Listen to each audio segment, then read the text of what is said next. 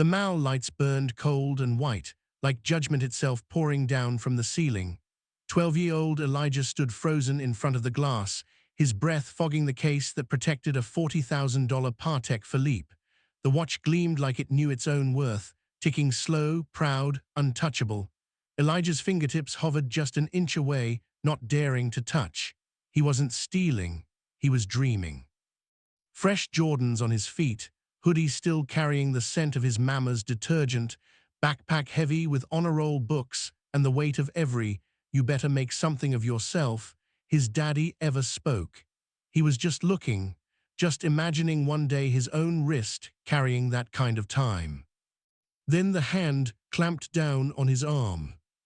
Not a grab, a vice, fingers digging into brown skin like they were claiming property. Elijah's whole body jerked. Pain flashed hot up his shoulder. The security guard's face was stone, eyes flat and mean. "Time to go, kid. You don't belong here." Elijah's voice cracked open, small and shaking. "I'm just looking, sir. I swear I'm just." Looking turns into taking real quick with your kind. The words landed like slaps. The second guard stepped in, bigger, heavier, already reaching for the backpack. Elijah tried to twist away, but the first guard twisted harder. A whimper escaped before he could trap it. The zipper ripped open. Books hit the polished floor like gunshot echoes. Algebra, Black History. The autobiography of Malcolm X pages fluttered open, face down, humiliated. Phones rose all around them. White faces, smirks. One woman actually clutched her purse tighter like Elijah, 12 years old and 90 pounds soaking wet, was about to snatch it and run. Somebody laughed, then more. The sound crawled over Elijah's skin like ants.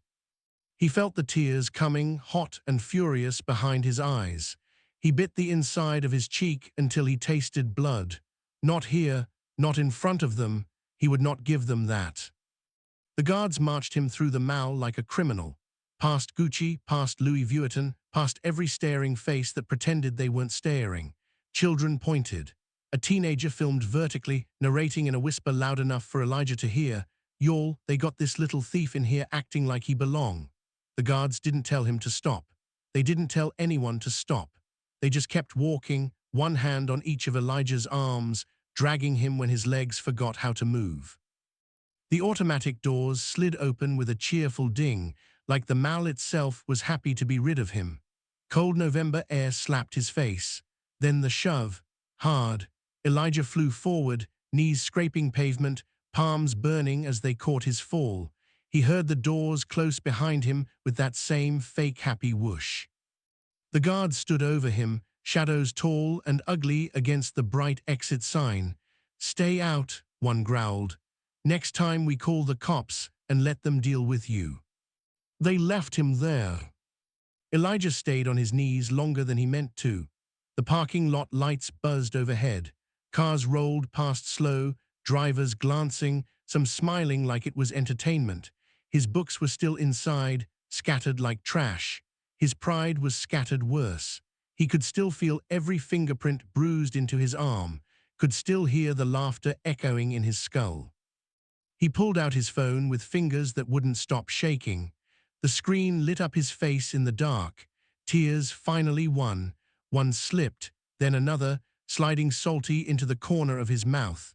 He wiped them away hard, angry at himself for falling at all. He opened his messages. Daddy's name sat at the top. Elijah stared at it for a long time. Then he typed 3 words. His thumbs left wet prints on the glass. "They threw me out." He hit send. The message showed delivered. Then read. No bubbles, no reply yet. Elijah pulled his knees to his chest right there on the curb. Small, cold, alone, but something hot was starting in his chest. Not just shame anymore, something sharper, something that felt like the beginning of a fire. Because they could take his books. They could bruise his arms. They could shove him into the dark like he was nothing. But they couldn't take the dream. That watch was still ticking in his mind, slow and proud. And one day, Elijah promised himself, wiping his face with the sleeve of his hoodie, One day he was going walk back through those doors wearing time they couldn't even imagine. Not as a thief, not as a criminal, but as the man who bought the whole damn store just to fire every guard who ever put hands on a child for daring to look. The parking lot stayed quiet. The mall lights kept burning bright behind those closed doors, but something had shifted out here in the cold. A boy had been broken open, and in the breaking, something unbreakable was pouring out. He didn't know it yet, but that night on the curb was the night Elijah stopped being just a good kid with good grades. That was the night he started becoming a storm. Storms don't ask permission before they come through. They just come. The mall never dimmed its lights for anybody. Inside, the video was already everywhere. Phones glowed in every hand, thumbs scrolling, mouths twisting into that same ugly smirk. Little thief thought he could window shop with the rich folks. The caption sat there bold and cruel, racking up hearts and fire emojis like it was comedy gold. 15,000 likes in 20 minutes. Comments pouring in. Typical. Should have called the cops. Bet his mama don't even know where he at. Every notification ping felt like another kick to Elijah's ribs, even though he couldn't see them. He didn't have to, he felt them anyway. Out on the curb, the cold bit through his hoodie. Hood up now, eyes locked on the cracked pavement between his Jordans. He looked like any other black boy waiting for a ride that might never come. Cars crawled past slow, windows down just enough for the stairs. One white lady in a Range Rover actually laughed out loud, pointed with her manicured finger like he was part of the scenery. A dude in a pickup leaned out and yelled, "Go home, lil homie." His friends howled. Elijah didn't lift his head. He just pulled his knees tighter to his chest. The concrete was freezing his butt through his jeans, but he wasn't moving. Not yet. Moving would mean they won. Inside those glass doors, the two guards stood like palace sentries, arms folded, proud of the show they'd put on. One of them, the bald one with the crooked nose, had his phone up again, filming Elijah through the glass, zoomed in on the boy's hunched shoulders, the way his hands shook around his own knees. He sent it to the security group chat with the caption, "Still sulking lol." The others blew up the chat with laughing emojis, fire, 100% signs. Up in the office, the mall manager, a pale man with a tie too tight for his neck, watched the original video on loop, nodded slow, satisfied. "Good instincts," he told the guards over the radio.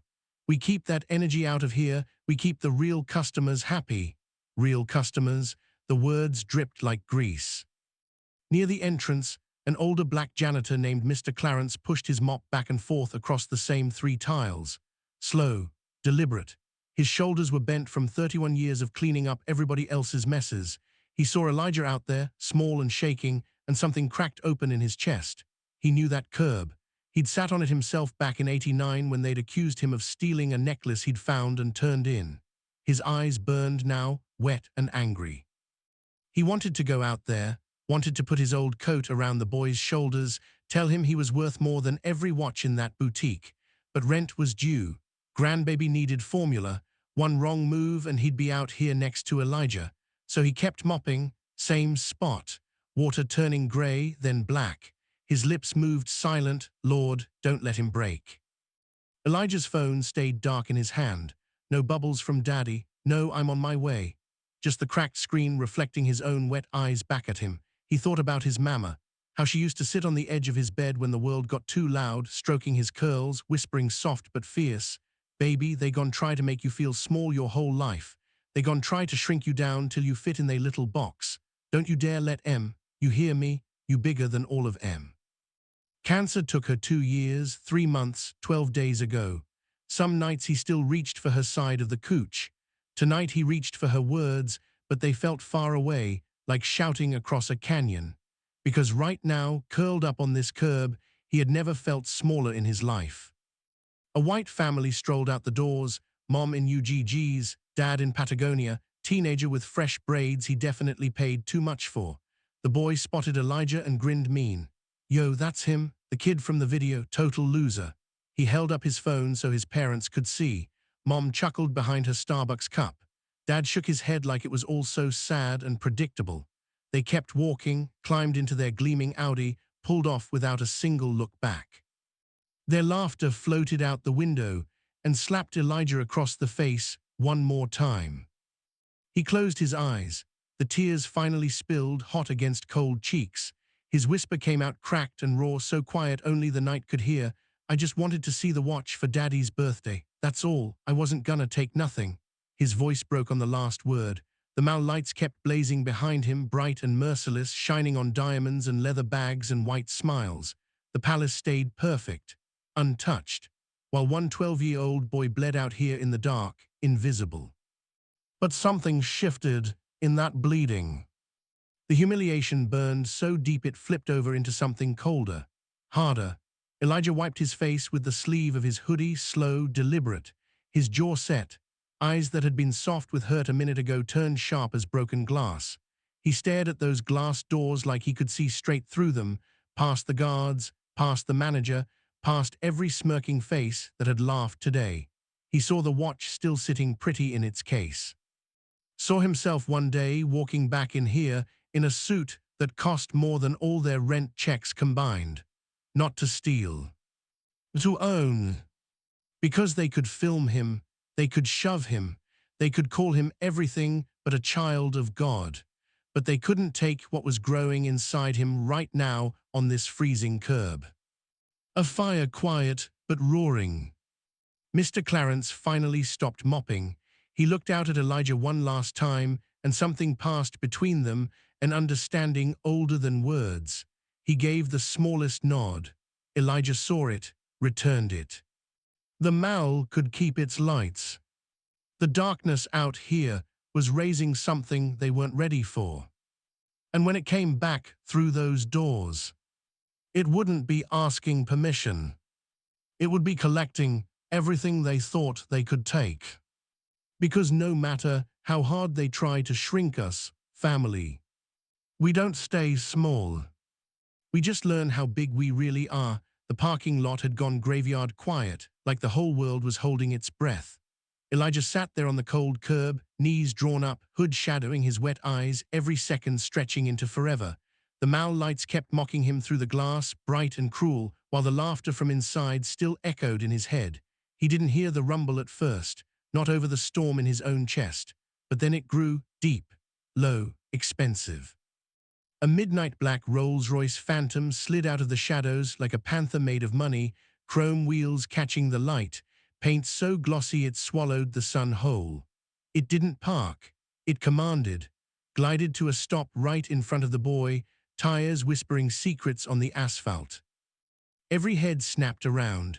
Cars braked. Phones lowered for half a second before swinging back up, because whatever was happening now was about to be better than the first video. The guards inside the doors froze mid-smirk, their arms still crossed like they owned the world. One of them, the bald one, actually felt his stomach drop. He knew that car. Everybody with a pulse and Wi-Fi knew that car.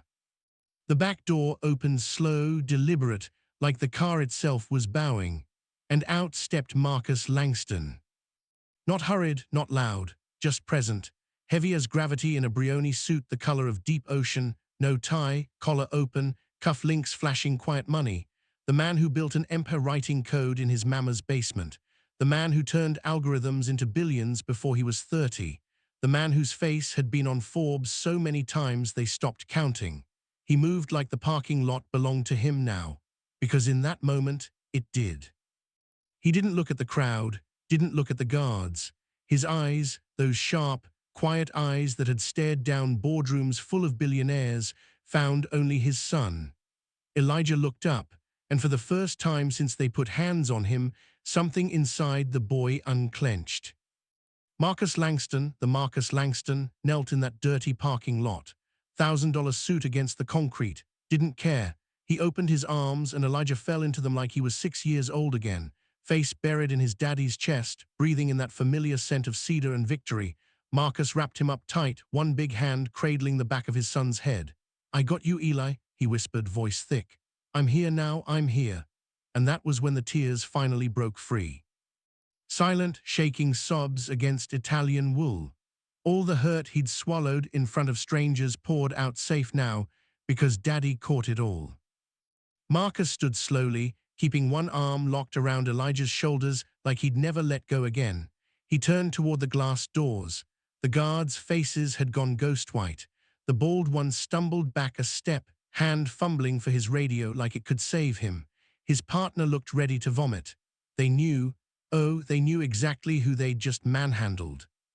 Marcus's voice came out quiet, but it carried like Sunday thunder rolling across the whole counties. Which one of you put hands on my son? Dead silence. You could have heard a tear hit the pavement. Inside, the mall manager came sprinting, tie flapping, sweat shining under those unforgiving lights. Face red, mouth already running apologies before he even cleared the doors. Mr. Langston, sir, this is a terrible misunderstanding. I assure you, we had no idea. Marcus lifted one hand, just one. The manager's mouth snapped shut like somebody yanked his plug. The crowd was thick now, phones shaking in nervous hands, nobody laughing anymore. Mr. Clarence, the janitor, stood off to the side, mop forgotten, eyes shining with something proud and fierce. He nodded once at Marcus. Marcus nodded back. Respect between kings who came from the same dirt. Marcus looked at the guards, let the silence stretch until it hurt. Then he spoke again, still quiet, still deadly.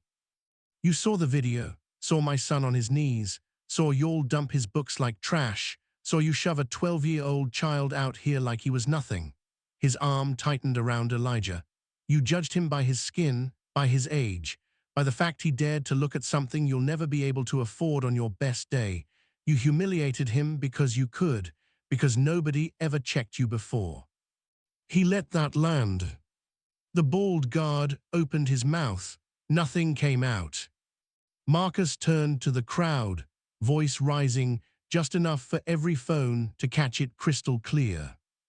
Remember this moment, every single one of you who laughed, who filmed, who walked past like this boy didn't matter. Remember how small you feel right now, because I will. He looked back at the manager, who was damn near crying. You got two choices. You can open those doors and invite my son back in to get his books, apologize on your knees, and pray I'm in a forgiving mood. Or I can buy this whole mall tomorrow morning, fire every last one of you, and turn it into the biggest community center this city's ever seen, with my son's name on the building. The manager's knees actually buckled. We'll get the books, sir, right now, please. Marcus didn't answer him. He looked down at Elijah, wiped the last tear from his boy's cheek with a thumb worth more than most people's rent. You ready to walk back in there, son? Elijah looked up, eyes still red, but something new burning behind them. He nodded. Marcus smiled, small, proud, dangerous. Then let's go get what's ours. They walked toward those doors together, father and son, shadow and storm. The crowd parted like the Red Sea with better credit scores. The guards scrambled to hold the doors open, heads bowed so low they could have kissed the floor. And right then, family, something shifted in the air. The same doors that had spit Elijah out like garbage now opened for him like he was royalty. Because he was. Never judge a book by its cover, y'all. Never judge a king by his quiet. Some storms come in hoodies and fresh Jordans. And when they come back, they don't knock. They own the whole sky. Because real power doesn't scream. It just shows up and reminds everybody who was always in charge. The doors didn't just open this time, they surrendered. Marcus Langston walked his son back through them like he was bringing a prince home to his throne. Elijah's hand was small inside his father, but it didn't tremble anymore. Something had locked into place on that curb, something solid and forever. The same people who had laughed, who had filmed, who had looked away, they all stepped back now. Not one word, not one smirk. Just the soft shuffle of expensive sneakers, making room for two black men who had decided the story wasn't over. The fluorescent lights still burned cold, but they felt different now. like they were shining for Elijah instead of on him. Every stare that had tried to shrink him minutes ago now bounced off. He felt it, Daddy felt it, and the Mal felt it most of all. They walked straight to the watch boutique. The manager was already waiting at the entrance, hands wringing, sweat shining on his forehead like he'd run a marathon in a sauna. When he saw Marcus Langston in the flesh, the man's knees actually dipped. "Mr. Langston, sir, I can explain." Marcus didn't let him finish. He just pointed at the Patek Philippe still sitting pretty in its velvet throne. "We'll take it." Then his finger swept across the entire front row, 12 watches, each one more arrogant than the last. "And those, all of them." The manager's mouth opened, closed, opened again. Marcus turned to Elijah, voice dropping soft, just for his son. "Pick one for yourself, Eli, the one you were dreaming on."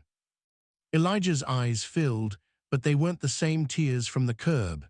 These were bright, fierce, alive. He pointed to the rose gold one he'd been scared to even breathe on earlier. The manager practically ran to get the boxes, tripping over his own feet, apologizing to the air itself.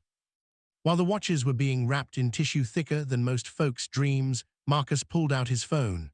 One call, 30 seconds, no yelling, just quiet words that made the person on the other end say, "Yes, sir," 3 times fast. Then the intercom crackled. Every speaker in the Mal woke up at once. His voice rolled through Gucci, through Louis Vuitton, through the food court where people froze mid-bite, through the play area where toddlers stopped crying to listen.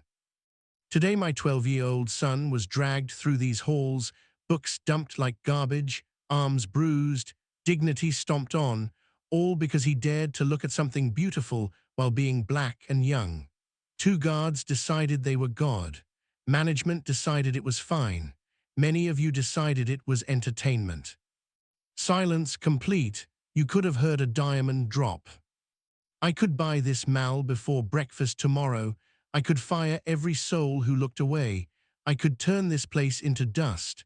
But money doesn't fix ugly hearts. Only mirrors do. So here's your mirror. Security guards, you're finished here. Pack your badges and your egos and go find a job where you don't get to play judge over children.